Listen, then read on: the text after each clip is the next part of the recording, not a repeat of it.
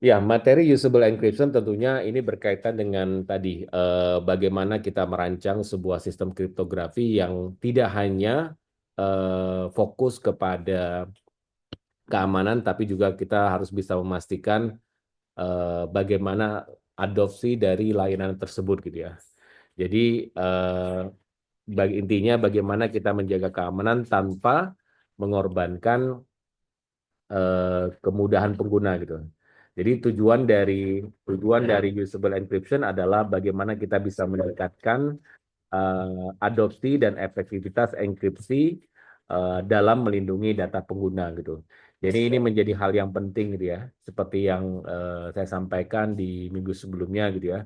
Kalau kita membangun sebuah sistem kripto yang canggih gitu ya, tapi kalau usability-nya kita tidak pertimbangkan, ya kemungkinan hanya orang-orang tertentu saja yang bisa menggunakan dan sebagainya gitu. Nah, tentu dalam konteks ini mengapa usable encryption itu menjadi sebuah hal yang penting gitu ya. Jadi kalau kita bicara enkripsi, tentu kita sudah mendengar istilah enkripsi ini mungkin lebih dari 2 dekade yang lalu dan seterusnya gitu ya. Jadi pertama kalau kita bicara mengapa usable encryption itu penting, tentu kita harus melihat antara trade-off antara keamanan dan keamanan dan bahan pengguna gitu ya. Jadi bagaimana kita memastikan bahwa banyak sistem enkripsi yang saat ini gagal gitu ya. Jadi kalau kita bicara banyak sekali sistem enkripsi yang gagal diadopsi karena kompleksitasnya gitu. Jadi sudah dibuat secanggih mungkin, namun pada saat digunakan itu butuh effort yang cukup luar biasa, sehingga eh, pemanfaatannya hanya digunakan untuk orang-orang tertentu saja gitu ya. Jadi mungkin pada dasarnya memang digunakan untuk tertentu saja sehingga membuat kompleksitasnya menjadi sangat rumit gitu ya. Kemudian pada saat kita bicara enkripsi gitu ya, tentu ini tergantung dari mental model dari masing-masing user gitu ya.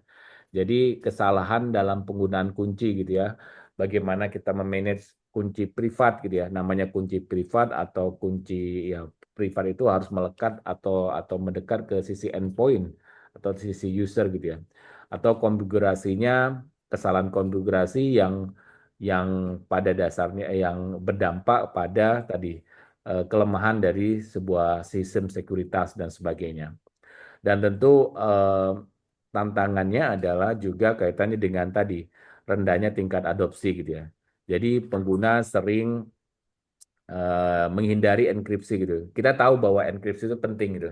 Tapi kadang-kadang kita juga ignore gitu ya, ignore gitu. Contoh misalkan, oh data ini harus dienkripsi pada saat database gitu ya. Atau kita punya file-file penting yang kita ingin simpan, namun karena keterbatasan physical storage yang kita miliki, kita simpan di cloud gitu. Karena datanya ini penting dan sebagainya,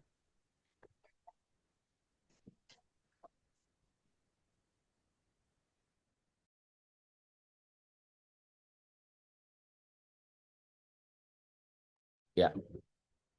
Jadi karena datanya itu penting gitu ya, kita sebenarnya ingin mengenkripsinya, tapi karena kita tadi mungkin malas atau menghindari dan sebagainya. Jadi tergantung dari mindset atau perspektif dari masing-masing user atau pengguna gitu ya. Ya mungkin banyak hal kaitannya dengan complexity, mungkin user error dan sebagainya. Jadi kalau kita lihat mungkin teman-teman di sini pernah mendengar Edward Snowden ya, saya yakin di tahun 2013. Jadi kalau kita bicara Edward Snowden, pada kasus yang diawali dengan kalau di Indonesia adalah wiretappingnya Presiden SBY gitu ya. Jadi kasus ini menguak di 2013. Jadi pada saat itu Edward Snowden yang merupakan sistem adminnya NSA itu membocorkan rahasia-rahasia penting gitu ya. Rahasia penting. Nah, eh, untuk dia bisa berkomunikasi dengan seseorang, dia menggunakan enkripsi gitu ya. Enkripsi. Nah, dia ingin berkomunikasi dengan salah satu senior reporter ya, senior jurnalis di Amerika namanya Glenn Greenwald gitu ya, si Glenn ini. Namun pada saat dia ingin mengirimkan dokumen, si Glenn-nya kebingungan gitu untuk menggunakan PGP lah. Dalam hal itu dia menggunakan kesulitan untuk menggunakan PGP gitu ya. Jadi jadi saat berkomunikasi, karena si Edward Snowden hanya mau berkomunikasi kalau si Glenn-nya menginstal PGP gitu. Jadi ini biasa kan kalau kita nih, karena ini datanya sensitif, kita nggak mau nih dikirim sembarang lewat email biasa gitu. Harus benar-benar encrypted dan sebagainya. Namun pada kenyataannya si Glenn memang nggak bisa. Akhirnya si Edward Snowden itu mengajarin bagaimana menggunakan tools enkripsi yang sebenarnya available di market gitu ya dan sebagainya. Nah ini mungkin jadi salah satu eh, paper yang akan dibahas hari ini gitu ya. Nah, kalau kita bicara solusi, tentu kita lihat bahwa salah satu solusi dari usable encryption itu tentunya berkaitan dengan misalkan, tentu kalau kita bicara usable itu tadi tantangannya adalah kompleksitas, kemudian apalagi tadi kesalahan pengguna, kemudian interaksi atau human interaction antara user dengan komputer dengan pengguna, kemudian kurangnya interoperabilitas dan sebagainya gitu ya. Jadi nanti kita akan eh, bahas pada saat nanti reading paper yang kaitannya dengan why Johnny cannot encrypt dan sebagainya gitu. Nah, tentu untuk bisa jadi untuk bisa memahami bagaimana usable encryption, apa solusi-solusi yang ada gitu ya. Jadi seringkali ada anggapan bahwa keamanan dan kemudahan itu dua hal yang terpisah, padahal tidak gitu. Jadi kita harus pada saat kita bicara security, apalagi kita membangun sebuah misalkan service, fitur, ya kita harus memastikan usability-nya juga gitu ya. Jadi ini tidak bisa menjadi suatu hal yang terpisah. Makanya kenapa usable security and privacy itu menjadi hal yang penting ya. Pada saat kita ingin mendesain sebuah layanan layanan fitur security ya harus bisa digunakan dan sebagainya. Jadi harapannya usable encryption ya, ini bisa menghilangkan semacam ini ya, dilema dengan merancang sistem keamanan yang tetap kuat, tapi juga mudah digunakan oleh pengguna akhir atau end user gitu ya. Jadi kalau kita lihat di sini ada beberapa prinsip-prinsip yang menjadi dasar dalam mengembangkan usable encryption gitu. Jadi misalkan teman-teman em, mungkin tesisnya atau ingin membangun sebuah sistem yang secure ya. Pertanyaan sederhana, what is secure against what? Pada saat kita bisa menjawab secure against what, tentu kita membangun threat modelnya seperti ini dan seterusnya. Namun kita harus ukur, ukur apakah fitur Tangkap yang bawah kita seminggu. Begitu langsung bisa. Terima kita BAI, kalau di BAI bener, bila mulai tersangka, udah langsung gitu. ya saya ini ya. Jadi pertama tadi sampai mana ya?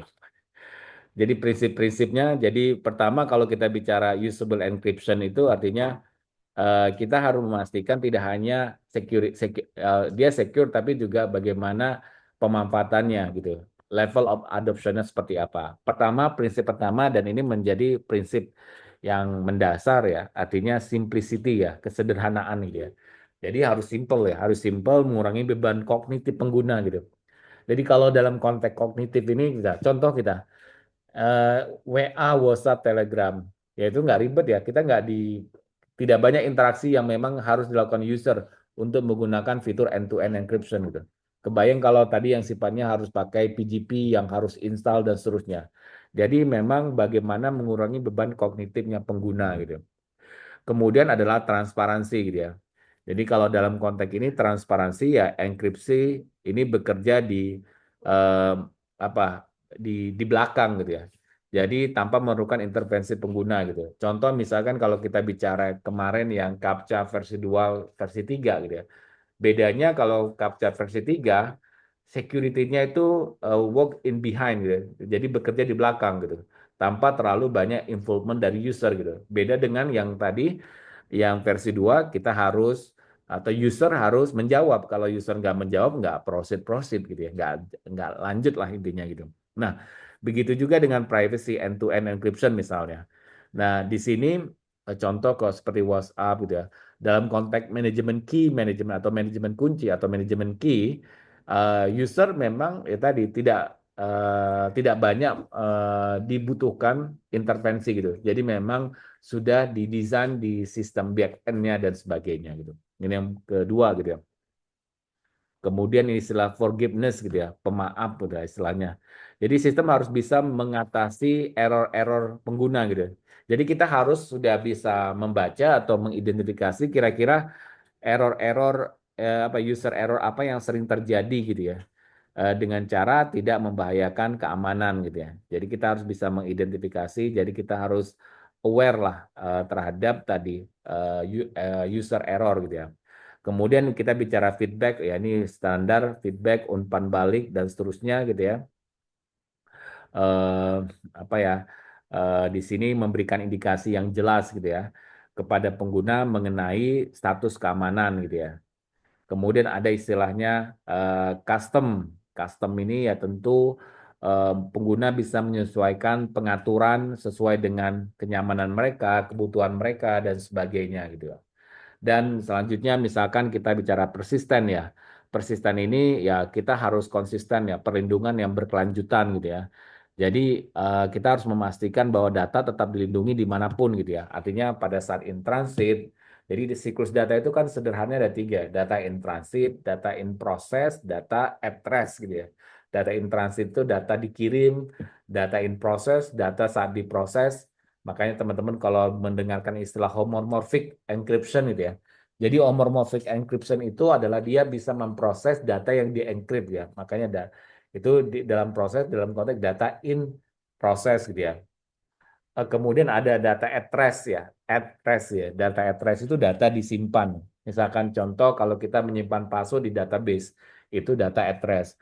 Untuk dienkripsi biasanya kita menggunakan hash dan sebagainya dan seterusnya gitu ya. Jadi kita memastikan. Kemudian ada yang sifatnya share with anyone gitu ya.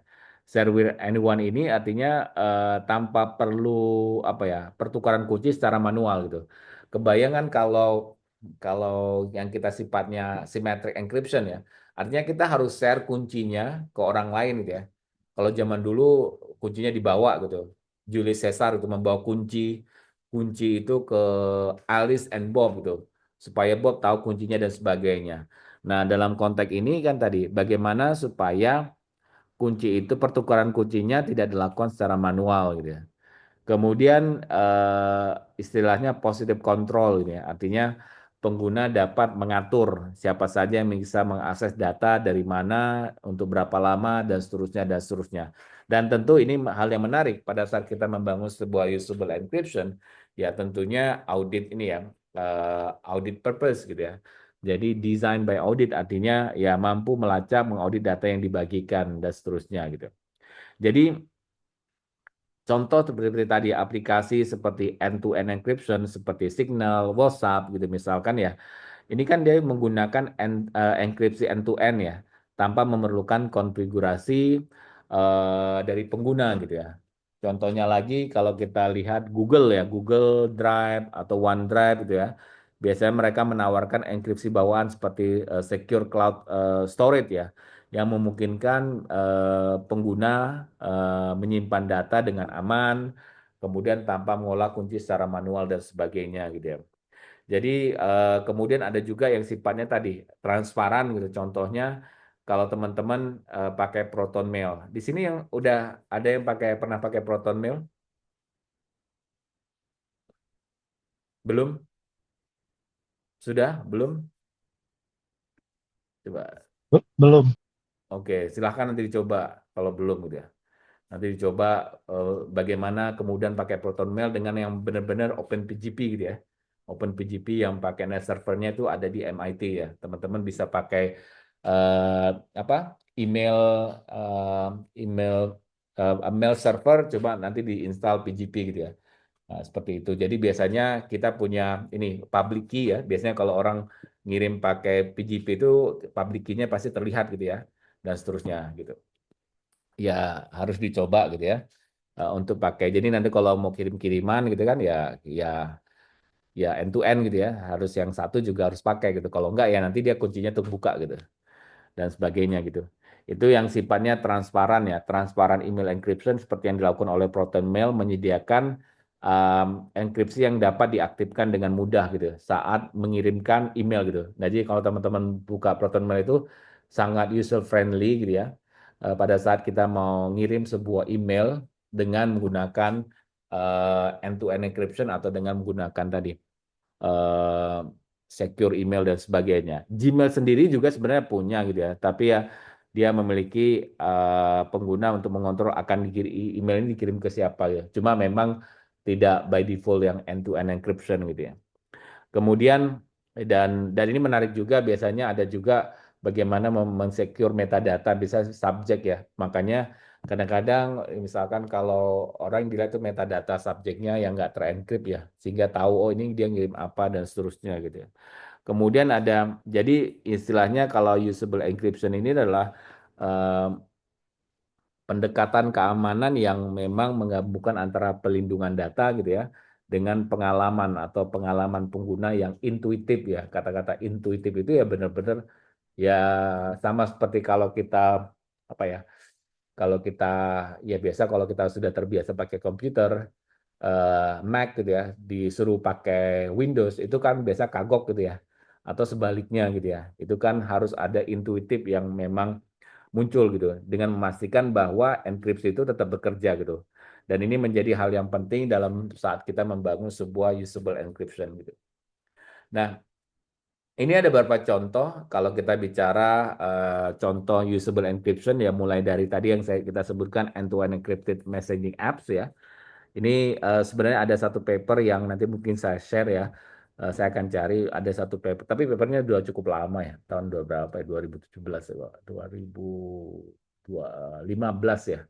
Jadi membandingkan semua messaging apps ya, mulai dari dulu ada Signal, WhatsApp dan sebagai Telegram, itu seperti apakah apakah dia benar-benar pakai end-to-end encryption atau tidak gitu.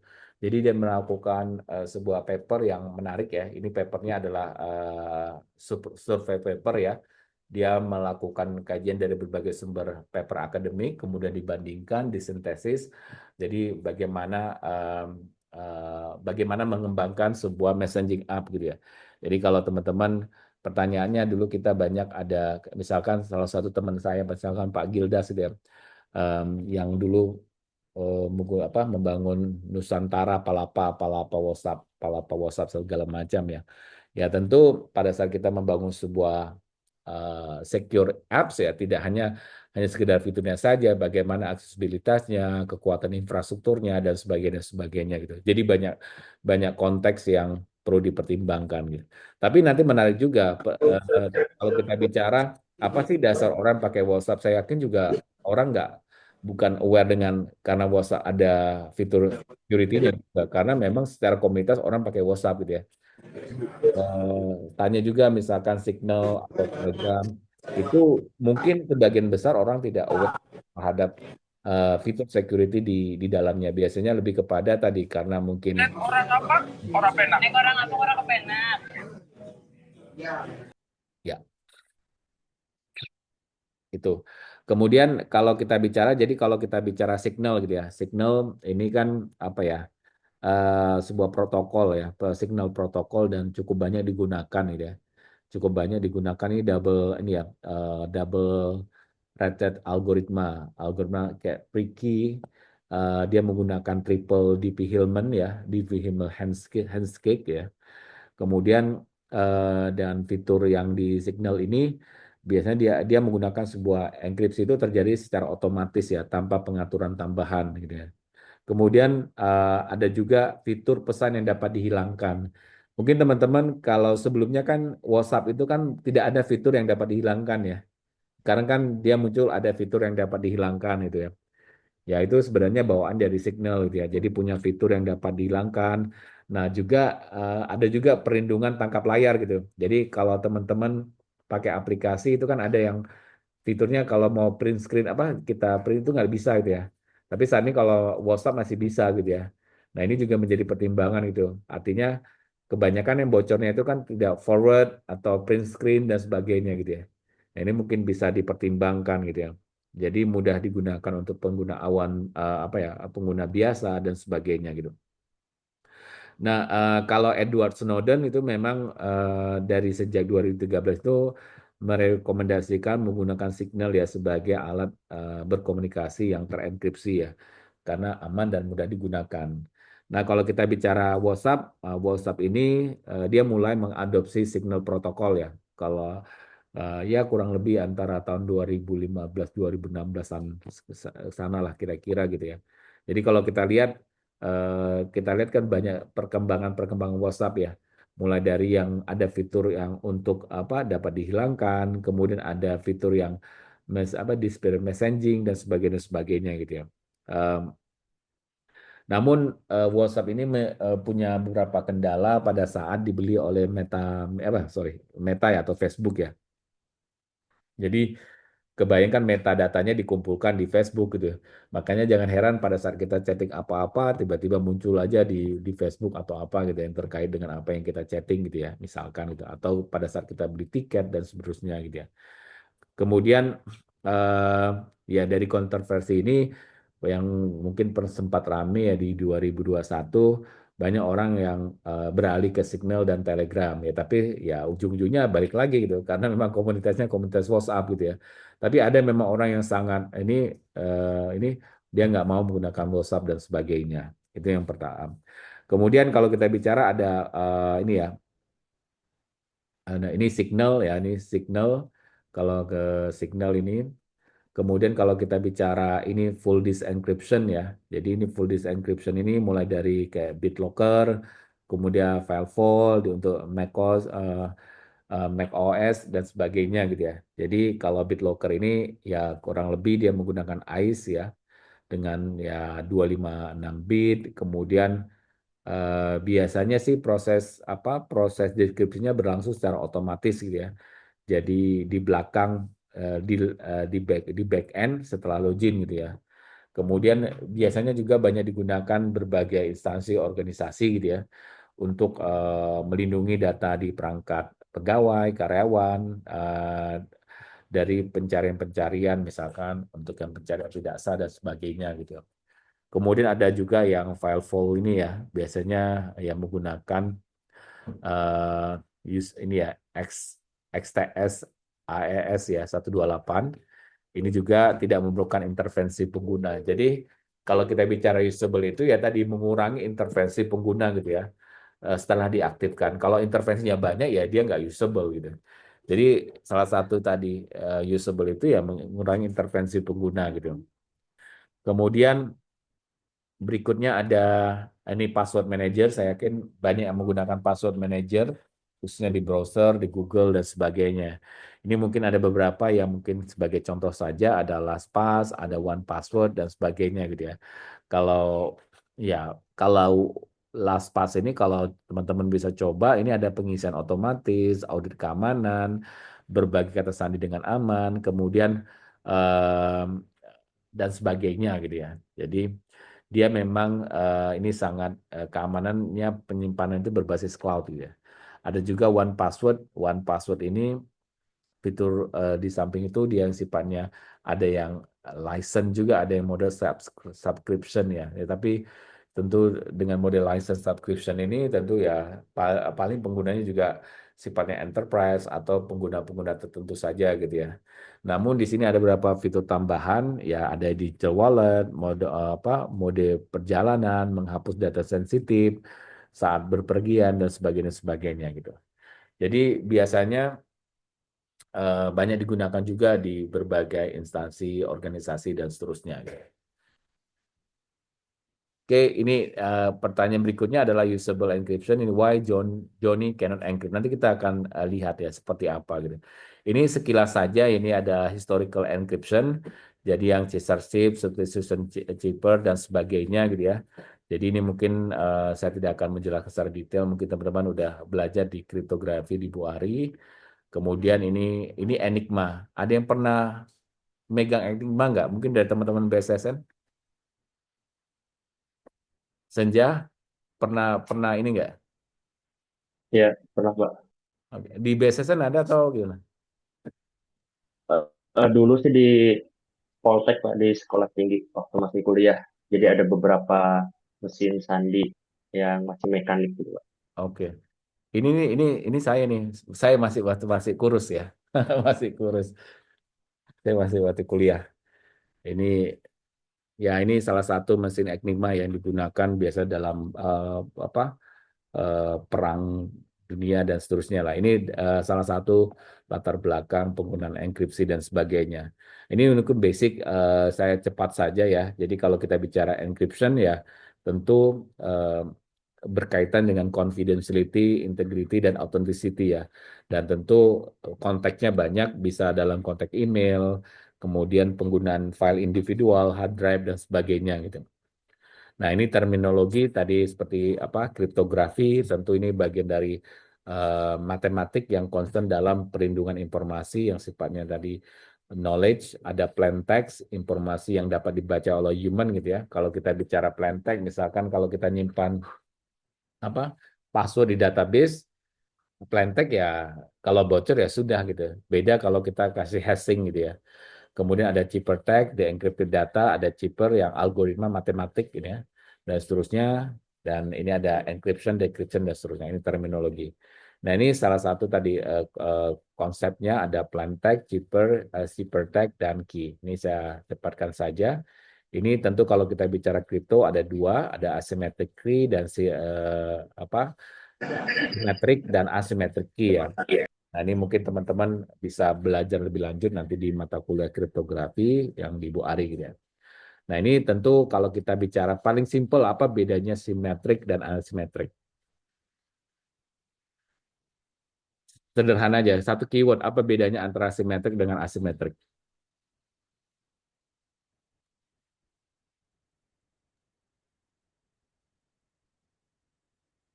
Silakan.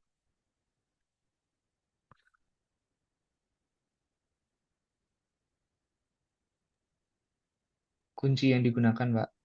Kunci oke. Lanjut siapa? Apa bedanya simetrik dan asimetrik? Izin, Pak. Kalau untuk yang simetrik, untuk kunci yang digunakan itu diketahui oleh pengirim dan penerima. Dua-duanya tahu menggunakan kunci yang sama seperti itu. Berarti itu Dan kalau untuk yang asimetrik, jadi kedua pengirim dan penerima itu mempunyai pasangan kunci, Pak. Jadi pengirim memiliki public key dan private key, kemudian nanti dari si penerima dia itu memiliki public key dan private key. Nah, oke. kemudian yang boleh diketahui oleh pengirim dan penerima itu adalah public key-nya, sedangkan private key hanya dipegang untuk diri sendiri. Oke, ya, good. Nah, ini menarik nih, teman-teman bisa explore ya. Misalkan kayak ransomware gitu. Dia menggunakan simetrik atau asimetrik atau dua-duanya. Kan dia jualan kunci deh, dia jualan kunci kan untuk membuka gitu. Kira-kira dia gunakan simetrik, asimetrik atau dua-duanya?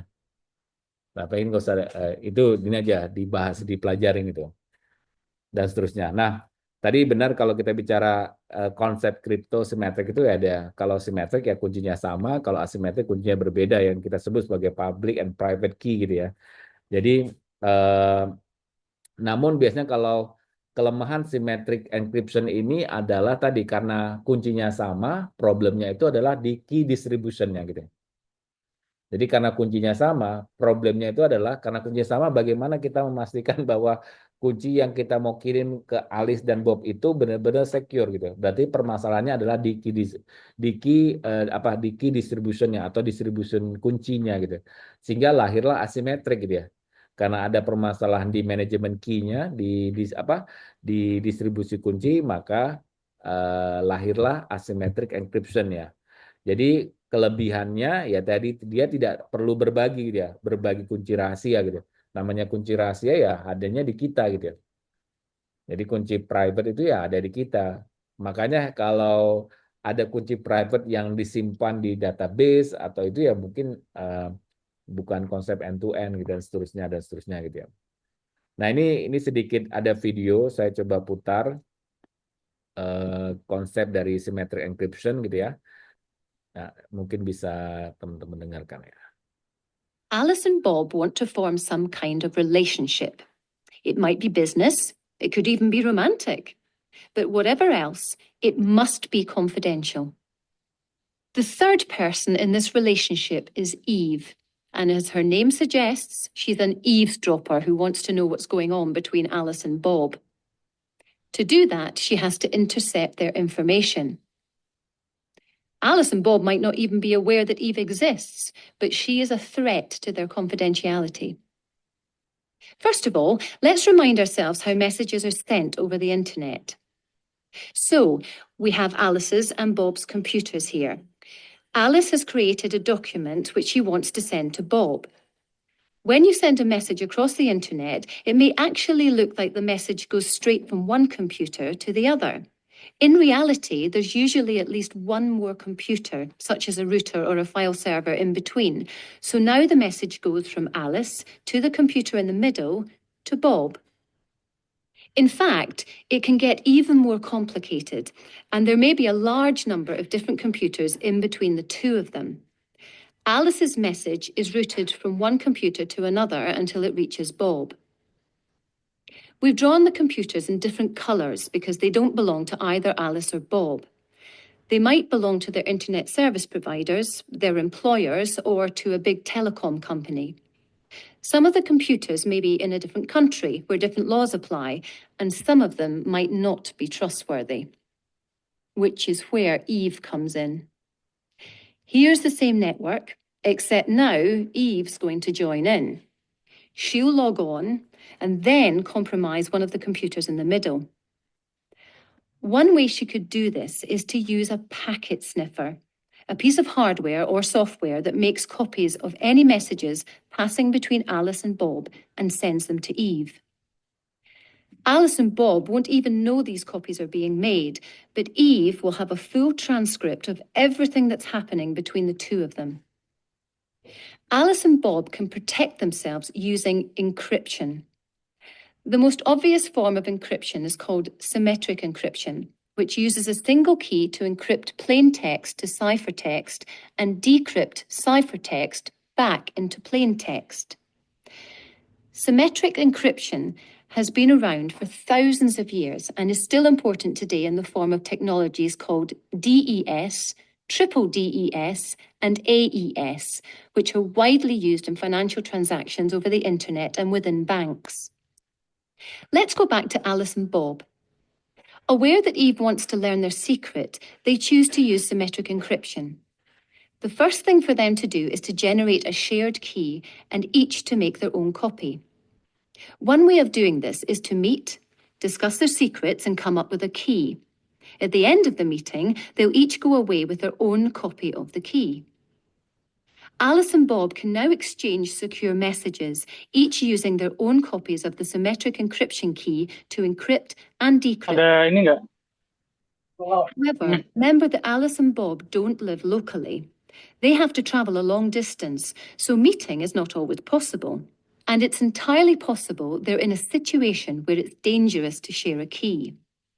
An alternative is for Alice to generate a key and send it to Bob, perhaps through the post, perhaps over the internet. However, as we all know, things get lost in the post, and that could happen to our encryption key. Or perhaps Eve is waiting by Bob's postbox and makes her own copy when it's delivered. Alice might choose to generate the key herself, then give it to an armed guard, a bit like the way you might use a courier to send a valuable parcel from one part of the country to the other. Alice generates the key on her computer, hands it over to the armed guard, who then trundles across to Bob and hands the key over. However, as you can imagine, armed guards are very expensive. Historically, the only people who could afford armed couriers to distribute encryption keys were governments and the very largest companies, such as banks and international corporations. This meant that most people were completely unable to use cryptography.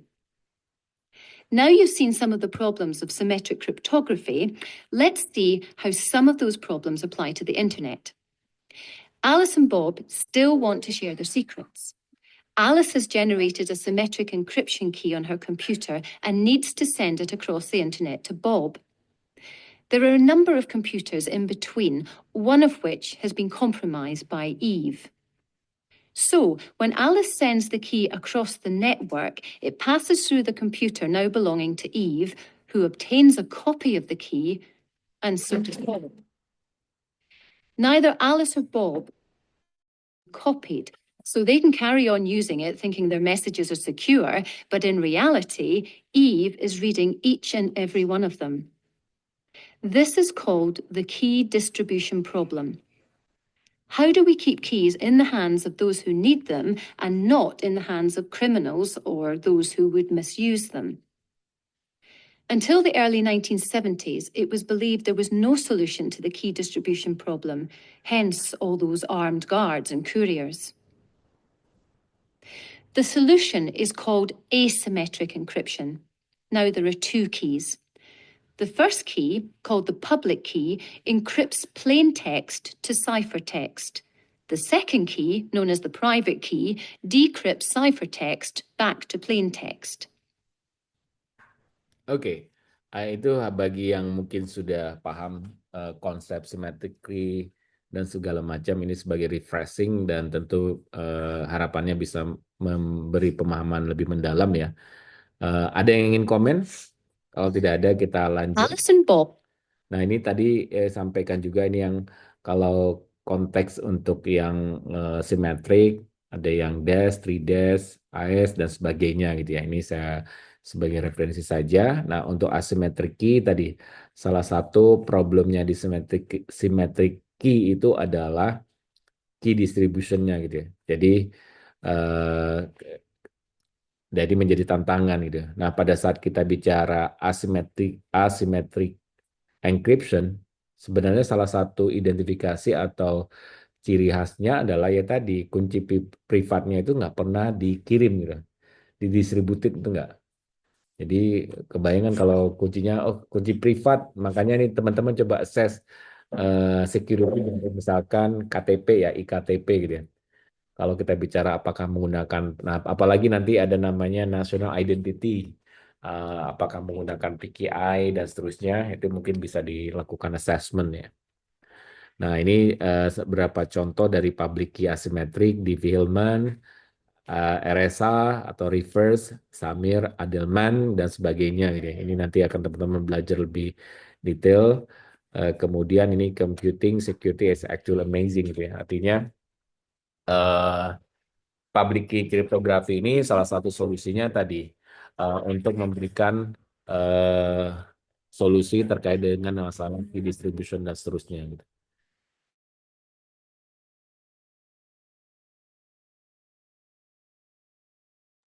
Oke, nah ini coba ada video yang mungkin bisa didengar. Before we get into the details of how computers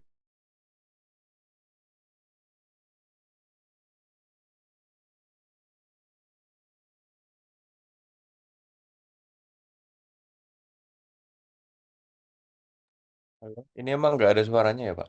Oh, sorry. and ordered a Oke, very large number of saya kira ulangi. details of how computers use asymmetric cryptography, it's worth spending some time on a small thought experiment. Here's Alice, here's Bob. Alice has a valuable document, and Bob has gone to his local locksmith and ordered a very large number of identical padlocks, as well as a single key which can open any of those padlocks. If anyone asks Bob for a padlock, he'll send one of them through the post, but he will never give away his key. Alice asks Bob for a padlock. When she receives it, she places her valuable item into a box, closes it, then uses the padlock to lock the box. At this point, the contents of the box are secure behind the padlock, and Alice can't open the box because she doesn't have a key. It's perfectly safe for Alice to send the box through the post because no one who gets a hold of it can open it unless they have a key, and the only key is in Bob's possession. When Bob receives the box, all he needs to do is use his key to open the lock, open the box, and there's the original document that Alice wanted to send him. The boxes and padlock example should make asymmetric encryption easier to understand. The padlocks, which are given to anyone who wants one, represent the public key. The top secret key that can unlock the padlocks is the private key. We'll show the public key as a coloured key on a white background. The private key will be a white key on a coloured background. Two keys together are called a key pair, and these are normally held inside a computer on what's called a keychain. Alice and Bob are now going to use asymmetric cryptography to exchange information. Each of them will... Before we get into the details of how computers are safe for Alice to send the box through the post, because no one who gets a hold of it can open it unless they have a key's possession. When Bob receives the box, and there's the original document that Alice wanted to send him. The box stand. The padlocks, which on a white back together, these are normally held inside a computer on what's called a keychain. Alice and Bob are now going to use asymmetric cryptography to exchange information. Each of them will independently generate a key pair, a public key and a private key. The keys are generated using a whole combination of information, such as the user's name and their email address. But to ensure that they can't be created by someone else, the program usually asks you to input random information, such as typing away on a keyboard, measuring the amount of traffic passing over a network, or waggling the mouse for a while. Before they can actually use asymmetric cryptography, Alice and Bob must now exchange their public keys. Each of them sends a copy of their public key to the other. These are added to the keychains on their computers. Alice and Bob are now ready to go. Alice creates the document she wants. Jadi yang di-share itu adalah tadi yang public key-nya, itu salah satu cirinya ya. To send to Bob. She then, using her encryption program and a copy of Bob's public key, encrypts the document from plain text into ciphertext. The only way it can be decrypted is using the private key held on Bob's computer. So Eve, or anyone else apart from Bob, can't get at this document no matter how hard they try, which means it's perfectly safe for Alice to send this document over the internet to Bob. Obviously, the ciphertext needs to be turned back into plain text.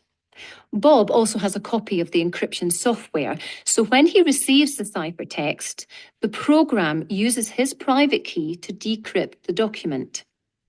Again, this takes a few seconds, but then he's got plain text.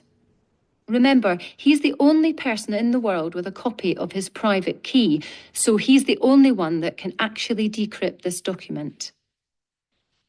When Bob wants to send a message to Alice, he uses his copy of her public key to encrypt the message. Alice uses her securely stored private key to perform the decryption. We've seen how asymmetric encryption is used in everyday practice. Now let's look at why it's secure. Remember, asymmetric cryptography uses two different keys, one to encrypt, another to decrypt. Ya, itu kita lanjutkan nanti mungkin bisa dilihat. Ini salah satu contoh ya. Kalau teman-teman coba menggunakan, ini dulu saya pernah menggunakan mengirim ke Proton Mail dan seterusnya ya. Ini nanti ada public key-nya kita gitu ya, di generate. Yang ini menggunakan PGP public key block ya, dan seterusnya gitu ya. Jadi pada dasarnya tentu dengan dan asimetrik ini banyak digunakan saat ini ya. Mungkin yang seperti Telegram, WhatsApp dan seterusnya ya, dan berbagai email untuk untuk lebih secure ya, karena terkait dengan key distribution dan seterusnya gitu ya. Jadi tentu komparasi dari simetrik, asimetrik biasanya kalau ya simetrik ya lebih cepat saja. Kalau asimetrik ya mungkin butuh resource yang lebih besar dan sebagainya gitu. Nah, ini mungkin berikutnya kita akan coba kaitannya dengan bagaimana peran kriptografi dalam memprove identity gitu ya. Jadi mungkin ada istilah hashing gitu kan, kemudian ada istilah digital signature dan digital certificate gitu ya. Jadi kalau kita bicara hashing, tentu ini adalah konteksnya menjaga integritas ya. Hashing ini pada dasarnya tidak secara langsung membuktikan identitas, tetapi dia lebih kepada memastikan bahwa data itu tidak ditamper gitu ya, tidak dirubah selama transmisi dan sebagainya gitu ya. Jadi penggunaan fungsi hash ini lebih kepada penyimpanan kunci dan sebagainya atau password dan seterusnya gitu ya. Kemudian ada digital signature gitu ya, tanda tangan digital gitu ya. Ini menggunakan juga hashing dan kunci privat. Nanti ada kita lihat untuk menjamin misalkan masalah autentikasi, integritas, kemudian non-repudiation atau nirsangkal gitu ya. Jadi biasanya digital signature saya yakin udah hampir semua kita menggunakan digital signature ya. Dan saat ini dengan ada Undang-Undang ITE adalah PPPSTE bahwa tanda tangan digital yang kalau untuk pemerintah itu di-provide oleh BSR-nya BSSN itu menjadi dokumen yang valid ya dan seterusnya gitu ya. Kemudian ada digital certificate ini CA atau kalau di Indonesia itu penyelenggaraan sertifikat PSRE ya, sertifikat elektronik dan sebagainya gitu ya. Dan ini salah satu kaitannya dengan untuk mendukung apa memverifikasi kepemilikan ya, memverifikasi kepemilikan kunci publik dan seterusnya gitu.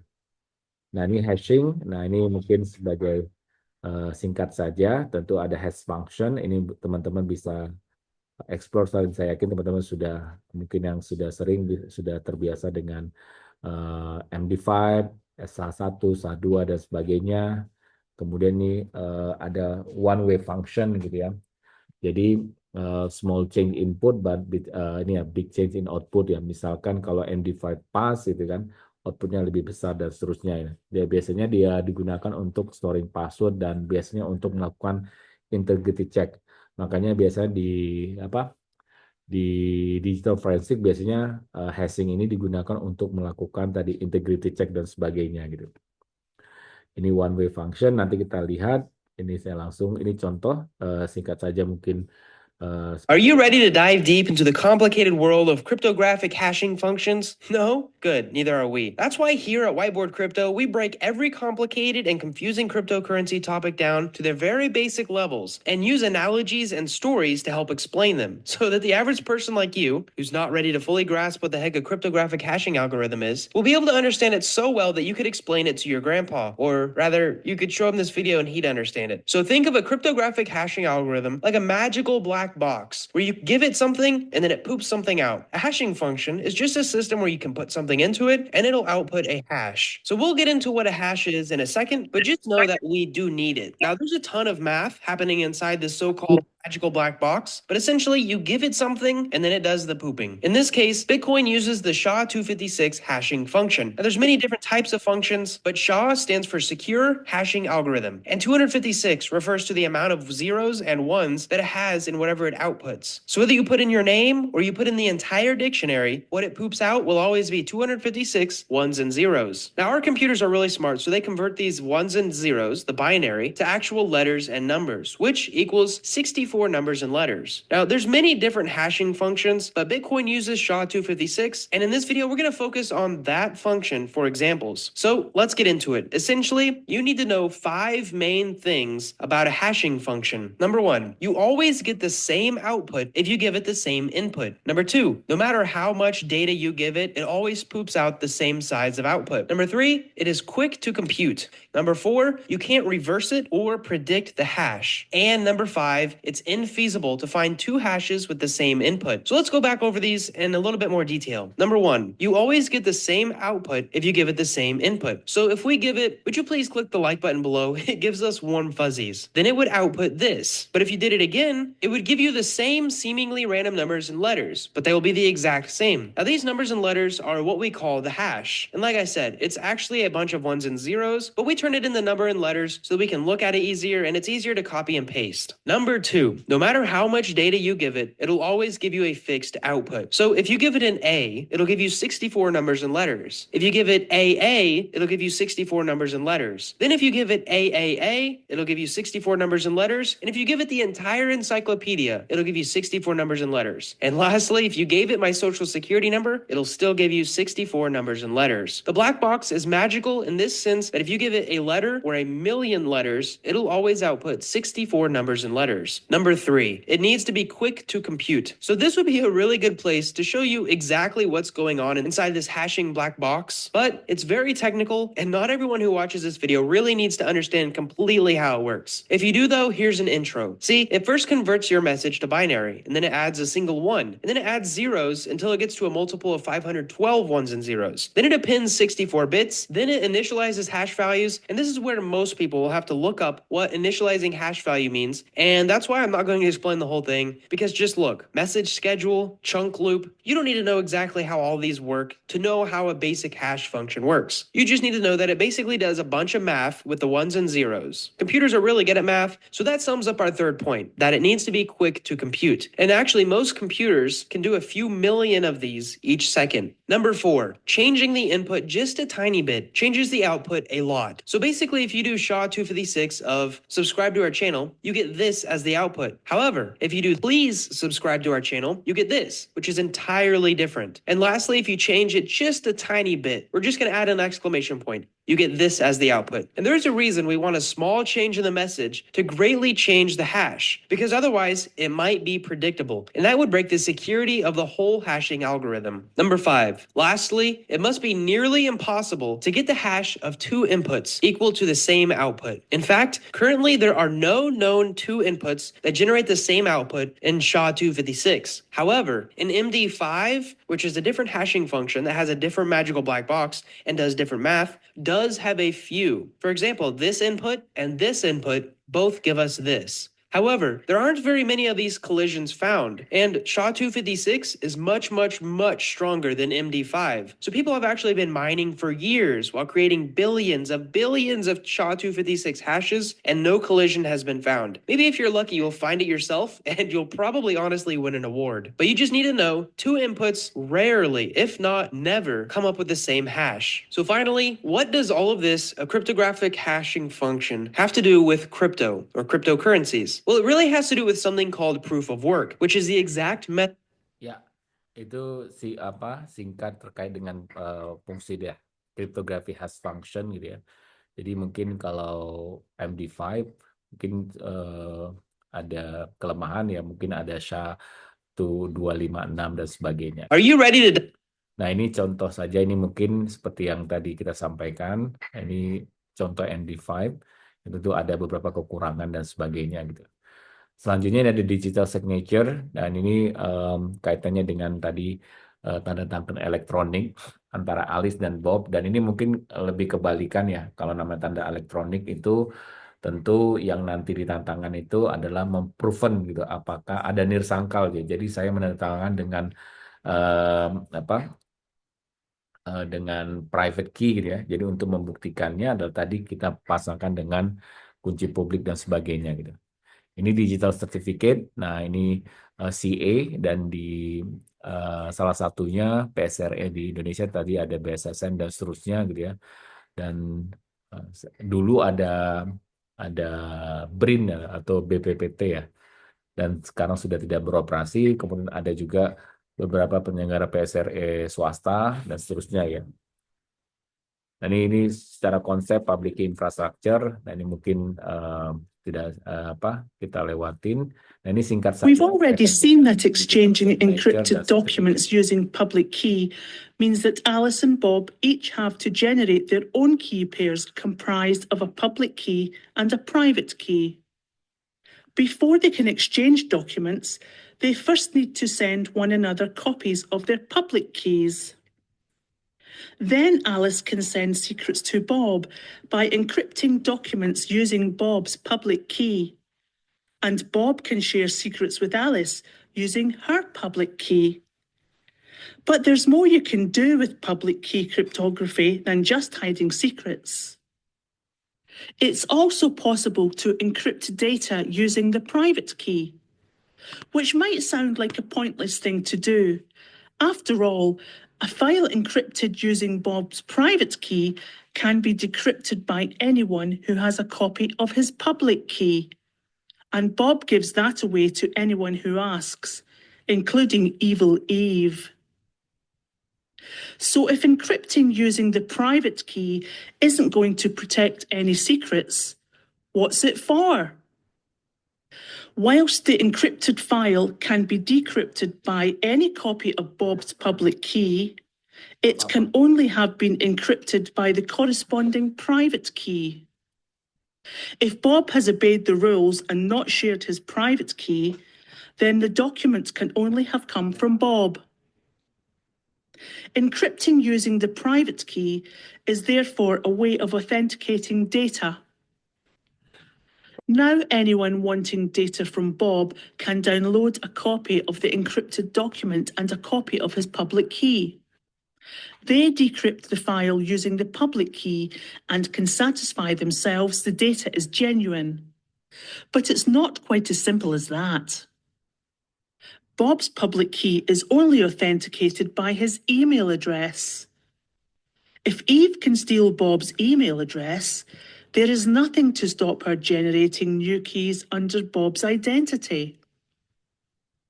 Eve can now send false documents or malware in Bob's name. Alice will open them because she trusts Bob. Oh dear. Bob can prevent Eve impersonating him by certifying his public key. Here, a so-called trusted third party, which can be another individual, a government, or a private company, will confirm that Bob's key is genuine.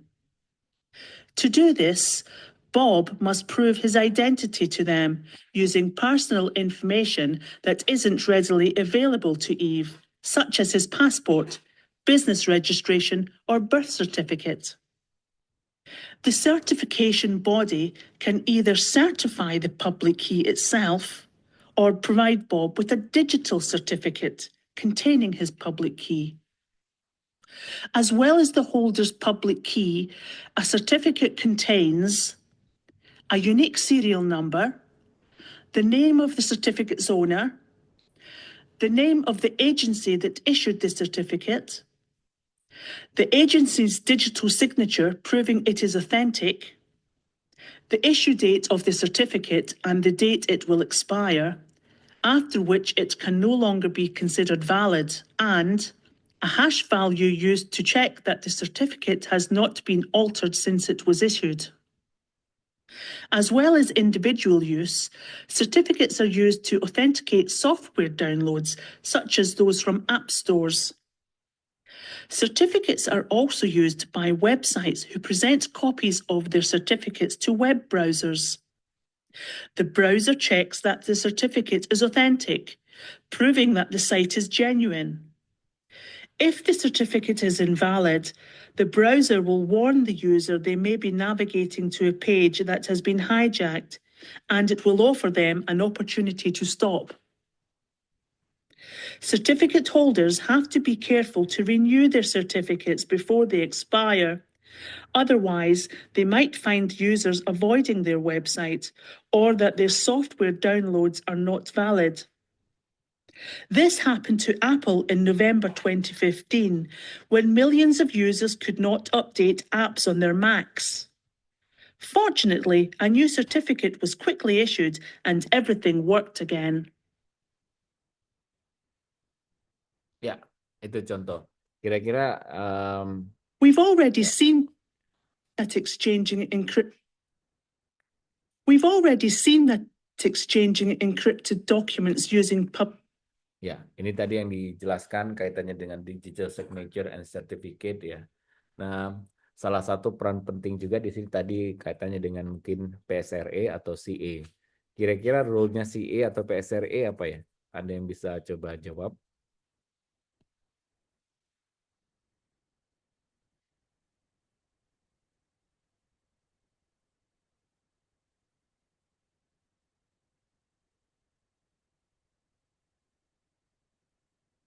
Yang mengeluarkan digital certificate siapa?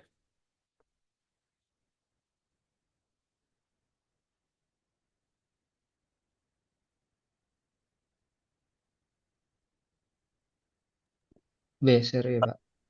Ya, BSR. Oke, ya PSRE ya.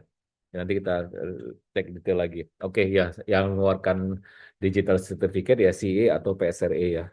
Tergantung kalau nanti di pemerintah dan swasta gitu. Nah, ini yang kalau kita bicara pretty good privacy atau PGP, nah teman-teman bisa coba explore lebih lanjut beberapa fitur. Ada Enigmail, ada Man-Elm-Fold ya, ada ProtonMail, Tutonota. Ini Tutonota ini Tutonota ini dibangun pada saat adanya Snowden itu. Jadi case-nya dari Snowden, mereka buat PGP yang lebih user friendly, dan ProtonMail ini dibuat foundernya itu anak fisika yang dokter fisika di di CERN ya, dia dari CERN membangun ProtonMail dan base-nya itu di Swiss ya. Jadi kenapa di Swiss? Karena untuk memastikan security, karena kalau di Swiss itu ya lebih aman karena memang tidak ada intervensi dari Amerika dan sebagainya. Itu ada salah satu political choice-nya dan sebagainya gitu ya. Nah, ini PGP in practice seperti tadi antara Alice dan Bob, share kunci, public and private dan seterusnya. Ini nanti mungkin bisa dipelajari dulu selanjutnya. Kemudian apa yang kita peroleh dari sini? Tentu dalam konteks usable security ya. Tadi kalau kita bicara, mungkin teman-teman bicara matematik dan seterusnya gitu ya. Oke, sudah memenuhi end-to-end encryption dan seterusnya. Yang paling yang paling penting itu adalah antara bagaimana kita memastikan tadi secrecy, communication-nya private, konfidensial gitu ya. No one can read it gitu ya. Tidak ada yang bisa membaca gitu antara Alice dan Bob, tidak ada if di tengah-tengah gitu ya. Integrity memastikan bahwa message-nya tidak terganggu atau berubah. Kemudian kita bisa melakukan cek message di Jazz ya untuk memastikan apakah ada perubahan-perubahan. Kemudian authenticity ya, apakah kaitannya dengan identity gitu ya. Kemudian di Jazz gitu. Kemudian apakah message-nya ini benar-benar dari yang bersangkutan dan seterusnya gitu ya. Namun ada beberapa yang memang menjadi kendala gitu ya. Pertama kaitannya dengan decentralized trust ya. Where did you get the key originally? Dari mana kita mendapatkan kunci itu awal gitu ya. Key management gitu. Bagaimana mematchingkan antara key untuk mengidentifikasi gitu ya. Bagaimana proses distribusi dari kunci, kemudian tentu keterlibatan user. Tentu ini menjadi salah satu pertimbangan juga gitu ya. Jadi is so complicated ya. Ada beberapa hal yang mungkin complicated in some way gitu ya di beberapa bagian gitu ya. Perlu ada need special tool gitu. Nah, ini menjadi sebuah tantangan pada saat kita ingin mendesain sebuah usable encryption dan sebagainya gitu. Nah, ini nanti salah satu paper yang nanti akan menjadi bahan diskusi. So why couldn't Glenn encrypt Edward gitu? Seperti tadi bahwa Edward ini tidak akan mau, jadi pada dasarnya Edward Snowden punya dokumen-dokumen penting gitu ya. Namun dia hanya mau dan jika si Glenn ini menggunakan fitur encryption. Nah, seperti tadi si Glenn ini nggak bisa. Nah, akhirnya sama Edward Snowden diajarin ya. Ini mungkin teman-teman bisa lihat videonya. Jadi Glenn's Wall still didn't bother learning security protocol, bla bla bla gitu. Jadi di sini Edward Snowden berusaha untuk mengedukasi jurnalis ya, karena kan dia punya dokumen rahasia. Kemudian bagaimana dokumen rahasia ini bisa dikirimkan ya?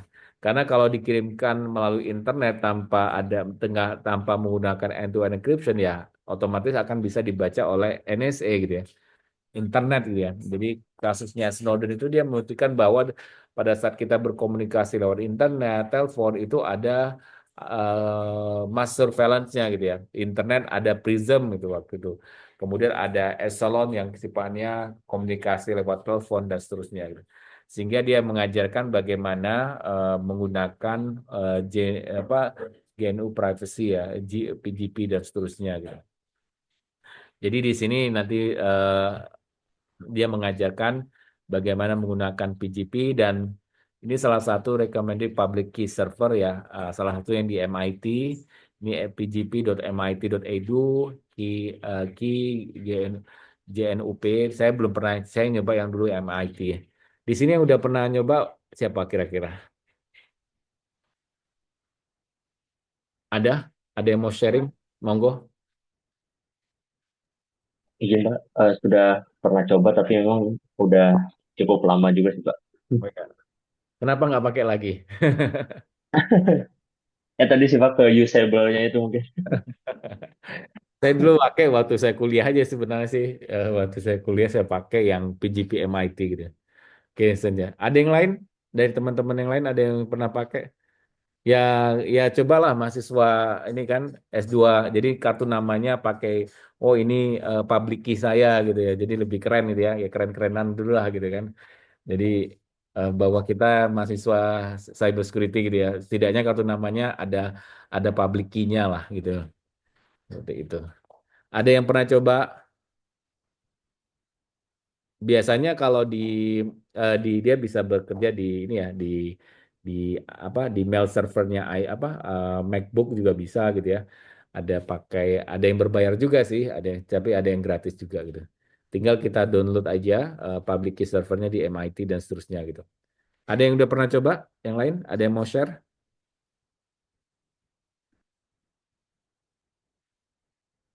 Pak Gagas, udah pernah? Sudah pernah Pak, waktu dulu kuliah memang Pak. Udah lama ya? Mungkin kendalanya, oh izin mungkin kendalanya kenapa tadi ditanya sekarang nggak pakai lagi karena memang untuk menggunakan ini itu perlu perlu dua endpoint atau dua entitas atau lebih gitu Pak. Jadi kalau misal saya gunakan tapi penerimanya nggak Ya. mau pakai ya nggak bisa gitu sih Pak. Ya, ya, ya itu tantangannya kan. Jadi padahal investasinya udah bertahun-tahun ya. Tapi ya padahal bagus, PGP itu bagus gitu. Tapi ya kalau satu ya makanya salah satu solusinya tadi mungkin ini tugasnya BSSN juga ya sebenarnya ya. Sosialisasi artinya tadi mulai dari kartu nama gitu ya. Artinya kalau kalian mau WA saya atau ini ya pakai ini gitu loh. Jadi dipaksa gitu. Ya kalau enggak ya tadi case-nya. Biasanya kan saya pakai OpenPGP ini yang nerima nggak pakai itu pasti unlock gitu. Kuncinya padlocknya itu kebuka itu. Padlocknya kebuka gitu. Karena dia nggak sama gitu. Nah ini mungkin teman-teman nanti bisa juga coba yang pakai Proton Mail gitu. Proton Mail juga tadi melihat kondisi tadi dia memastikan bahwa apakah nanti si penerima itu punya kunci yang punya PGP atau tidak gitu loh. Dan seterusnya gitu. Ini bisa dicoba lagi ya, karena udah kuliah, coba dicoba lagi, dieksplor gitu ya.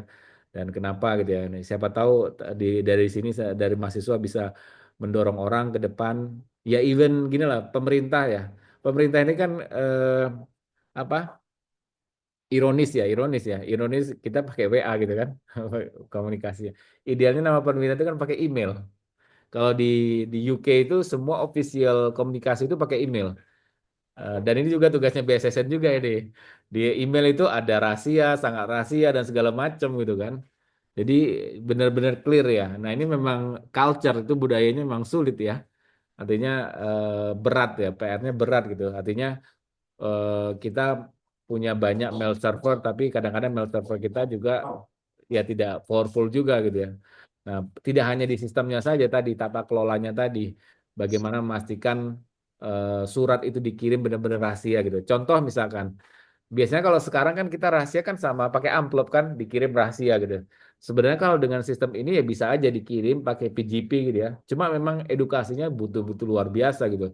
Apalagi antara bos, misalnya pimpinan eselon 1 pengen mengirimkan dokumen yang benar-benar secret ya ke orang itu dengan salah satunya dengan menggunakan secure email ini gitu. Cuma memang nggak ini solusinya sudah ada, cuma nggak bisa dipakai. Permasalahannya apa tadi? Masalahnya banyak gitu. Mungkin belum intuitif dan sebagainya. Ini jadi PR juga gitu. Nah, ini contoh nih ya. Kalau teman-teman pakai ini kan dia agak-agak susah kalau kayak gini nih. Memang udah canggih gitu. Cuma kalau dalam konteks user ini repot gitu ya. Jadi nggak intuitif lah gitu. Ada intervensinya besar gitu. Ini kan si Edward Snowden ngajarin ini jurnalisme bagaimana untuk enter paraphrase. Ya lumayan lah misalkan seperti BSR aja kan ada dua tuh kan. Ada paraphrase sama passphrase sama password gitu kan. Itu juga tidak mudah gitu ya. Dan sebagainya gini. Ini dia ngajarin gitu dan seterusnya gitu. Artinya pada saat kita mendesain sebuah layanan gitu ya, salah satu yang penting itu user studies. Nah, dalam mata kuliah ini pada saat kita mendesain sebuah sistem, ya kita melakukan user studies itu ya, dan seterusnya gitu. Jadi pertama kita harus melihat kebutuhan gitu ya, melihat kebutuhan gitu ya. Jadi tujuannya apa gitu, kebutuhannya apa, baru decide to what to build gitu, apa yang mau kita bangun gitu ya. Kita kemudian evaluasi kemudian ini berguna untuk menentukan sistem mana yang memang dibutuhkan gitu ya. Apa atau kebutuhan apa yang memang perlu diimprove gitu ya. Karena kalau tidak kita evaluate, kita bisa tidak mengukur, kita tidak bisa improve ya. Sesuatu yang tidak bisa diukur ya tidak bisa diimprove gitu. Kemudian yang tentunya understanding the trade-off gitu ya. Decide feature mana yang memang sesuai dengan kebutuhan user gitu ya. Dan tentu find root cause gitu ya. Tentukan di mana redesign atau approach baru yang diperlukan gitu. Jadi tidak hanya sembarangan tadi. Kayak WhatsApp aja itu kan growing sekali tuh. Fiturnya growing, tidak ujuk-ujuk dia langsung secure, enggak. Dia enggak. Makanya sebenarnya tantangan kita adalah kita enggak bisa tuh ujuk-ujuk langsung full secure ini aman. Tapi enggak digunakan ya selesai gitu. Enggak bisa dipakai gitu kan. Dan sebagainya gitu.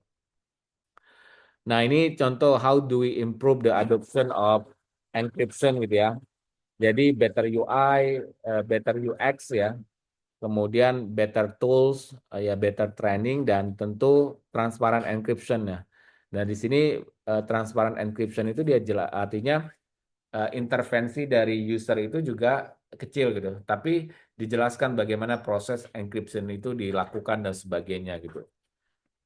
Nah ini sebelum kita masuk, ini ada tugas studi kasus ya. Ini contoh saja sebagai jadi ada sebuah perusahaan teknologi sedang mengembangkan aplikasi komunikasi internal untuk karyawan mereka gitu ya.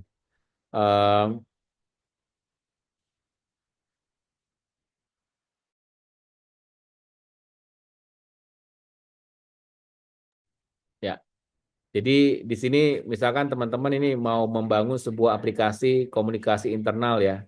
Biasanya kan kita di kantor kita bangun juga itu secure messaging atau apapun lah gitu ya.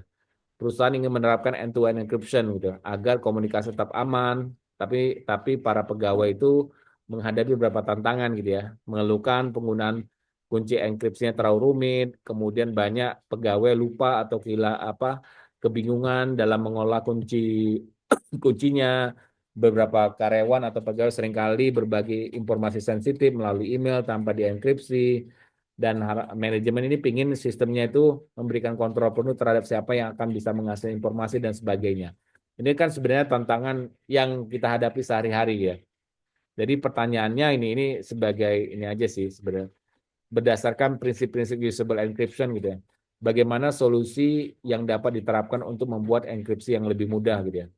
Nah, bagaimana cara perusahaan memastikan bahwa enkripsi tetap berjalan di belakang tanpa mengurangi alur kerja karyawan gitu ya. Bagaimana perusahaan dapat mengatasi masalah kehilangan atau lupa kunci enkripsi dan seterusnya gitu. Apa jenis enkripsi yang paling sesuai dan seterusnya. Ini tidak perlu dijawab sekarang ya. Ini hanya sebagai sebuah kasus saja. Dan ini ya seperti tadi bahwa permasalahan misalkan di pemerintah gitu. Kenapa kita masih rely on WhatsApp, tidak menggunakan email sebagai official communication ya? Ya salah satunya tadi seperti ini gitu ya. Sebenarnya kita punya peluang gitu ya. Mungkin teman-teman kalau di pemerintah gitu ya, kalau misalkan di Komdigi dulu ada Simaya untuk yang disposisi, kemudian kalau di Kemendasmen sekarang itu ada Sinde, di keuangan itu ada Sinta atau apa saya lupa. Nadine. Itu kan sebenarnya bagian dari bagaimana kita membiasakan untuk menggunakan sistem elektronik tapi berbasis tadi secure email dan seterusnya gitu ya. Nah ini sebelum kita masuk ke reading group, ini mungkin sudah sebelumnya saya jelaskan. Ini sorry. Ya ini critical evaluation, harapannya teman-teman nanti bisa cerita kaitannya dengan paper yang dibaca, mulai dari abstract, introduction gitu kan. How does the paper cite literature, kemudian how does the paper incorporate research question, dan seterusnya. Apakah metodologi riset yang dilakukan appropriate, sudah sesuai, bagaimana data dikumpulkan, dianalisis ya. Namanya sebuah penelitian itu biasa kita bicara data, bagaimana data itu dikumpulkan dan bagaimana data itu dianalisa. Apakah proses yang dilakukan sudah sesuai, strong point dari paper itu apa, weak point dari paper itu apa, dan sebagainya gitu. Nah ini masing-masing grup presentasi 15 menit, mungkin karena puasa mungkin kalau bisa 10 menit ya, 10 menit paparan, nanti kita mungkin ada beberapa pertanyaan tanya jawab. Dan nah dari hasil minggu ini, dari seperti saya sampaikan ada weekly reflection, jadi tugas individu mandiri, seperti yang disampaikan oleh kenapa menulis ya, saya sudah jelaskan sebelumnya gitu ya. Dan tentu ini memberikan kesempatan teman-teman untuk menulis. Harapannya untuk lulus mata kuliah ini teman-teman wajib punya 8 tulisan gitu ya. Tulisan, jadi kewajibannya itu hanya untuk 8 minggu saja gitu ya. Dari sekitar 15 minggu ya. Jadi teman-teman diharapkan punya 8 tulisan. Jadi setiap dan dimulai dari minggu kedua ini, jadi apa yang saya sampaikan, kemudian dari pembelajaran paper juga bisa dan seterusnya gitu ya. Jadi teman-teman bisa menggabungkan atau mau fokus di paper juga bisa gitu ya. Jadi idealnya teman-teman bisa merefleksikan apa yang teman-teman baca, teman-teman dengar dan pelajari gitu ya. Jadi 3 pertanyaan yang teman-teman harus jawab dalam tulisan tersebut gitu ya. Hal yang paling menarik gitu ya. Jadi yang paling menarik tinggal jawab dan hal yang paling mengejutkan dan pertanyaannya masih belum terjawab gitu. Nah, harapannya teman-teman bisa menulis dengan baik dan menarik untuk dibaca oleh audiens gitu. Ini tentu untuk membaca reading group ya. Jadi pertama biasa kalau membaca reading group atau membaca paper itu pertama sekali baca abstraknya gitu ya. Kemudian membaca intronya gitu. Intronya itu adalah introduction, itu adalah short version of the paper gitu. Jadi biasanya sebuah paper yang baik itu kalau dia introduction-nya itu structure ya. Biasanya di introduction itu akan dijelaskan latar belakang penelitian, penelitian sebelumnya apa tujuan penelitian, metodologinya digunakan apa, hasilnya apa, bagaimana skema penulisan dan seterusnya. Sehingga kita bisa membaca paper secara keseluruhan. Pertama dari abstrak, kemudian kalau mau kita lebih dalemin lagi ya dari introduction-nya gitu. Kemudian kita baca kalau mau tadi abstrak, intro dan conclusion gitu ya. Very short version of the paper gitu ya.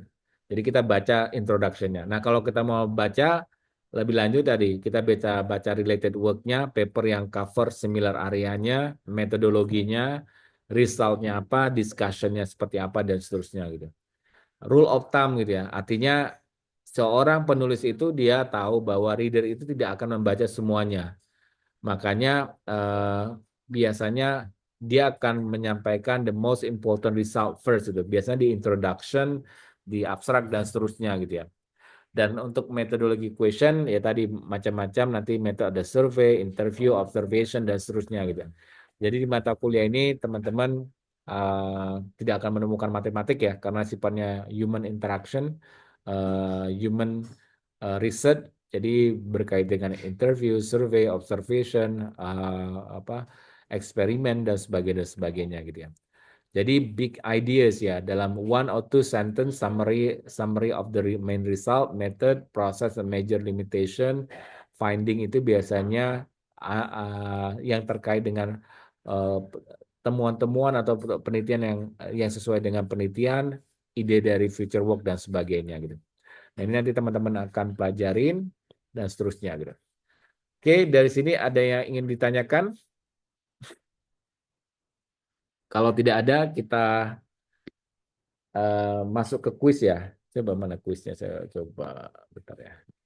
Saya buka kuisnya. Kuis. Oke.